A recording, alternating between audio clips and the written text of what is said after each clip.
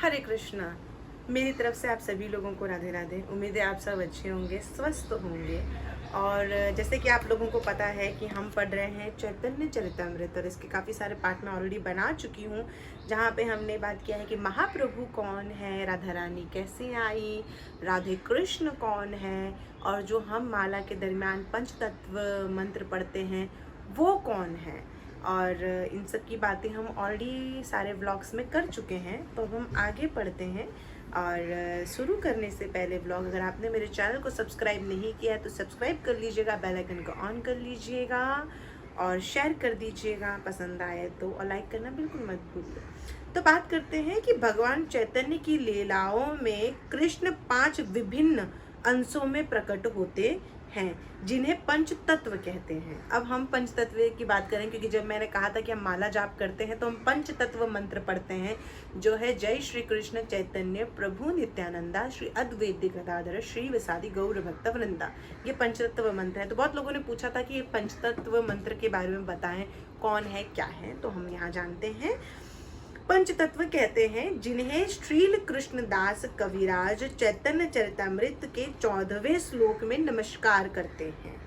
कृष्ण तथा उनके सारे पार्षद भगवत भक्तों के रूप में प्रकट होते हैं। श्री कृष्ण चैतन्य, नित्यानंद प्रभु, श्री अद्वैताचार्य, श्री गदाधर प्रभु तथा श्रीवास प्रभु। सभी प्रकार से चैतन्य महाप्रभु अपने सारे भक्तों की शक्ति के उद्गम है।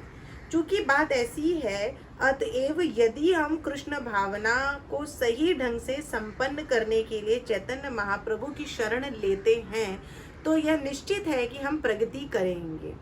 नरोत्तम दास ठाकुर के एक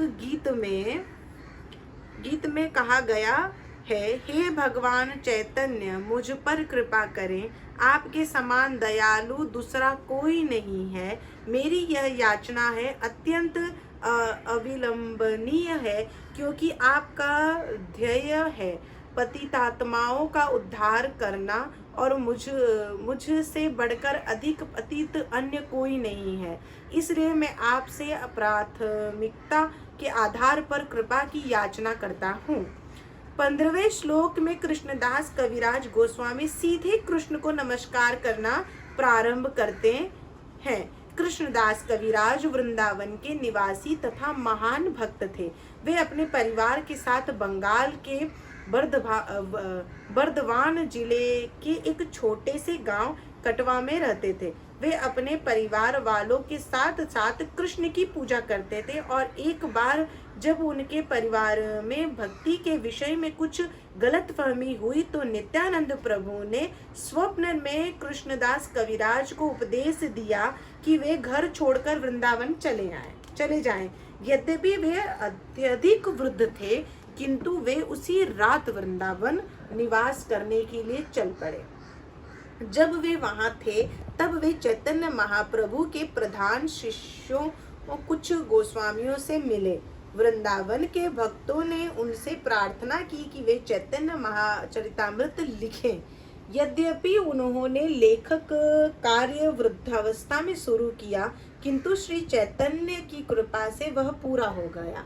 आज चैतन्य महाप्रभु के दर्शन और जीवन के विषय में यह सर्वाधिक प्रामाणिक ग्रंथ है।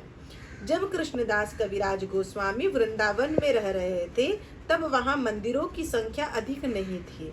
उस समय मदन मोहन, गोविंद जी तथा गोपीनाथी, ये 3 प्रमुख मंदिर थे। वे एक वृंदावन वासी के रूप में इन मंदिरों की अर्चा विग्रहों को नमस्कार करते थे और भगवान से अनुग्रह करने की प्रार्थना करते थे। चूंकि आध्यात्मिक जीवन में मेरी प्रगति अत्यंत मंद है, अतएव मैं आपसे सहायता की याचना कर रहा हूँ। चैतन्य चरितमृत के 15वें श्लोक में कृष्णदास सर्वप्रथम मदन मोहन विग्रह को सादर नमस्कार करते हैं, जो कृष्ण भावनामृत में प्रगति करने में सहायक हो सकते हैं। कृष्ण भावनामृत संपादित करते समय हमारा पहला कर्तव्य होता है कृष्ण को जानना तथा उनके साथ अपने संबंध को जानना। कृष्ण को जानना स्वयं को जानना है, और स्वयं को जानना कृष्ण के साथ अपने संबंध को जानना है। चूंकि यह संबंध मदन मोहन विग्रह की पूजा करके सीखा जा सकता है, अतएव कृष्णदास कविराज गोस्वामी सर्वप्रथम अपना संबंध स्थापित करते हैं, उनसे अपना संबंध स्थापित करते हैं। जब यह संबंध स्थापित हो जाता है तो 16वें श्लोक में कृष्णदास कविराज अभिधेय विग्रह गोविंद को अपनी प्रणति निवेदन करते हैं। गोविंद विग्रह को अभिधेय विग्रह कहा जाता है क्योंकि वे हमें दिखाते हैं कि राधा और कृष्ण की सेवा कैसे की जाए। मदन मोहन विग्रह केवल यह स्थापित करते हैं कि मैं आपका सनातन सेवक हूँ, किंतु गोविंद के साथ सेवा की वास्तविक स्वीकृति दिखती है। गोविंद वृंदावन में नित्य निवास करते हैं। वृंदावन के आध्यात्मिक जगत में महले चिंतामणि के बने होते हैं। गाय प्रचुर दूध देने वाली होती हैं, जिन्हें सुरभि कहा जाता है, और वहाँ के वृक्ष कल्प वृक्ष कहलाते हैं, क्योंकि व्यक्ति जो भी कामना करता है वे उसे पूर्ण करते हैं। वृंदावन में कृष्ण सुरभि गौवों को चराते हैं और वहाँ की हजारों लाखों गोपियाँ उनकी पूजा करती हैं, जो सब शशमियाँ होती हैं। जब कृष्ण भौतिक जगत में अवतरित होते हैं तब यही वृंदावन उनके साथ अवतरित होता है। जिस तरह किसी विख्यात व्यक्ति के साथ उसका दल चलता है, चूंकि जब कृष्ण आते हैं तो उनकी भूमि भी साथ आती है, अतः वृंदावन को इस भौतिक जगत से परे अवस्थित माना जाता है। इसीलिए भक्तगण भारत में स्थित वृंदावन की शरण लेते हैं, क्योंकि यह मूल वृंदावन की प्रतिकृति माना जाता है। भले ही हम शिकायत करें कि यहाँ पर कोई कल्पवृक्ष नहीं है, किंतु जब गोस्वामी गण वहाँ रहते थे तब कल्पवृक्ष विद्यमान थे।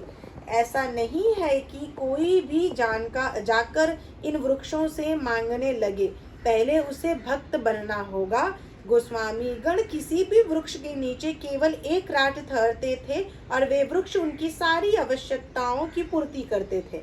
सामान्य व्यक्ति के लिए यह बहुत अद्भुत लग सकता है, किंतु ज्यों-ज्यों मनुष्य भक्ति में प्रगति करता है त्यों-त्यों यह सब अनुभव होने लगता है।